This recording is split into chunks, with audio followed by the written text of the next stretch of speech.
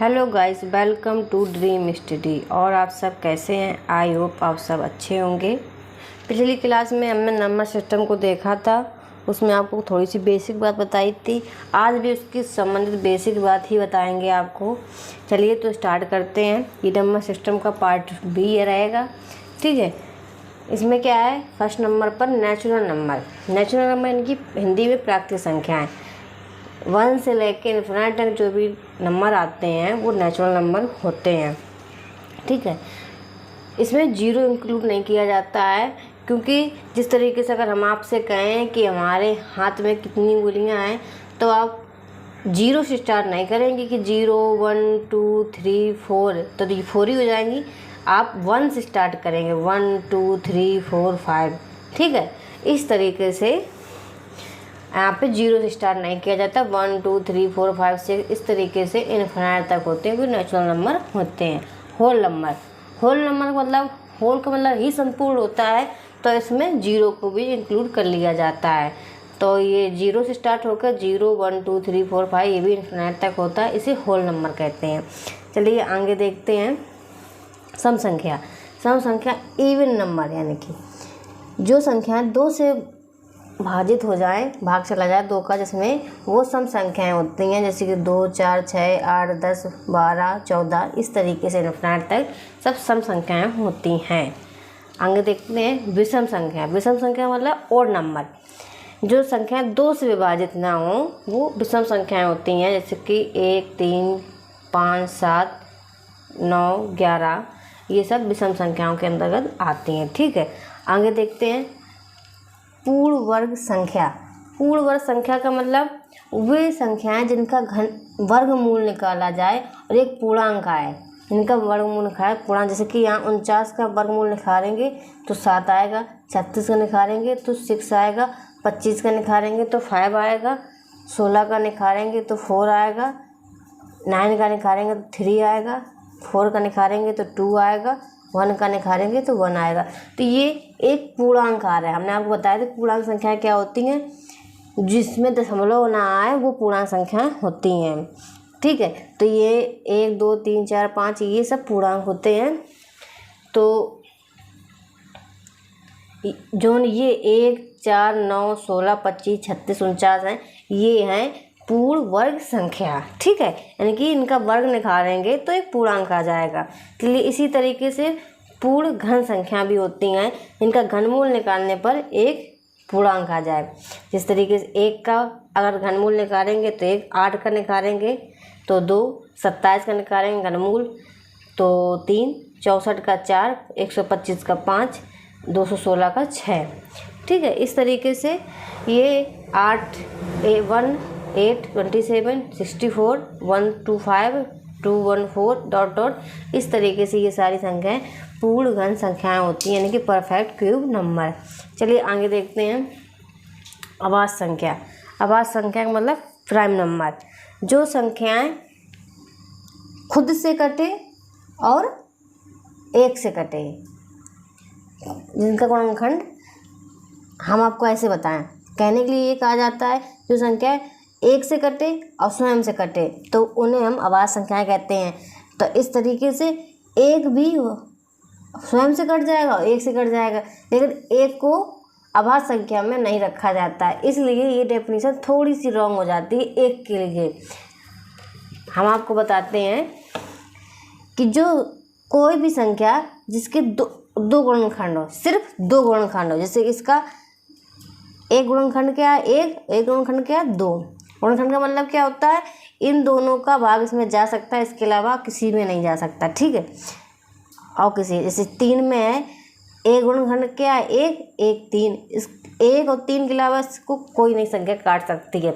तो जो ये संख्याएं आती हैं 2 3 5 7 11 13 17 19 ये अभाज्य संख्या के अंतर्गत आती हैं, ठीक है। तो जैसे कि हम आपसे कह दें कि 25 है, तो 25 में 1 से चला जाएगा, 2 से नहीं जाएगा, 3 से नहीं जाएगा, 4 से नहीं जाएगा, 5 से चला जाएगा, हैं। इस तरीके से फिर 25 से मान लो चला गया, ठीक। तो इसके 3 हो गए, तो ये नहीं इसकी कैटेगरी में आएगा। अभाज्य संख्या की कैटेगरी में ये नहीं आएगा। जैसे हम आपको ले लें 9, 9 में क्या है, 1 से चला जाएगा, 3 से चला जाएगा और 9 से चला जाएगा। इसके भी 3 गुणनखंड हो गए, जिसके सिर्फ 2, ना तो 1 हो, ना 2 से ज़्यादा हो, ना 2 से कम हो, वे सारी संख्याएं अभाज्य संख्याएं के अंतर्गत आती हैं। और 1 क्यों नहीं आता है, क्योंकि इसके सिर्फ 1 गुणनखंड होता है, स्वयं 1। ठीक है, तो अभाज्य संख्याएं आप समझ गए होंगे। अगर आपसे ये पूछे कि सबसे छोटी अभाज्य संख्या क्या है, तो आप 2 को इंगित करना। ठीक है, सबसे छोटी अभाज्य संख्या 2 है। और इसके अलावा अगर ये पूछे कि सम अभाज्य संख्या, इनमें से सिर्फ एक ही संख्या है, अभाज्य तो है लेकिन सम भी है, वो भी 2 है, तो आपसे एक भी क्वेश्चन बन जाता है कि सम अभाज्य संख्या तो 2 कर देना, सबसे छोटी अभाज्य संख्या तो 2 कर देना। अगर आपसे ये कहे कि सबसे बड़ी अभाज्य संख्या, तो ये कोई नहीं बता पाएगा। ठीक है, क्योंकि कोई कुछ भी हो सकता है, क्योंकि इसके आगे आप बढ़ते जाएंगे इनफिनिट तक, आप कहीं भी पहुंच सकते हैं। ठीक है, इस तरीके से चलिए आगे देखते हैं।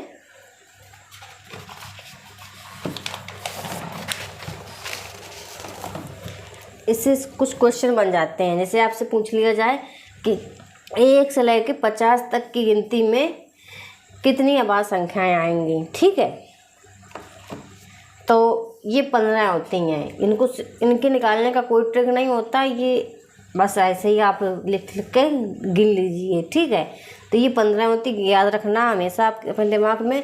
2, 3, 5, 7, 11, 13, 17, 19, 23, 29, 31, 37, 41, 43, 47, इनकी गिनती 15 है। तो आपसे अगर ये क्वेश्चन पूछा जाए कि 1 से लेकर 50 तक कितनी अभाज्य संख्याएं हैं, तो 15। अगर आपसे ये पूछा जाए कि 50 से 100 तक कितनी अभाज्य संख्याएं, तो 10 होती हैं। ये भी देख लीजिए कौन कौन सी होती हैं। 53, 59, 61, 67, 71, 73, 79, 83, 89 और 97। तो ये संख्याएं होती हैं जिनमें स्वयं का भाग जाता है और 1 का भाग जाता है। ठीक है, इनकी संख्या 10 होती है। अगर आप ऐसे ही आपसे कोई पूछ ले कि 1 से 100 तक कितनी होती हैं, 1 से 100 तक, तो आप क्या कहेंगे, 10 + 15 यानी कि 25। ठीक है, तो बस इससे ज़्यादा पूछा नहीं जाता है, तो टेंशन ना लीजिए, सिर्फ इतना याद रखना।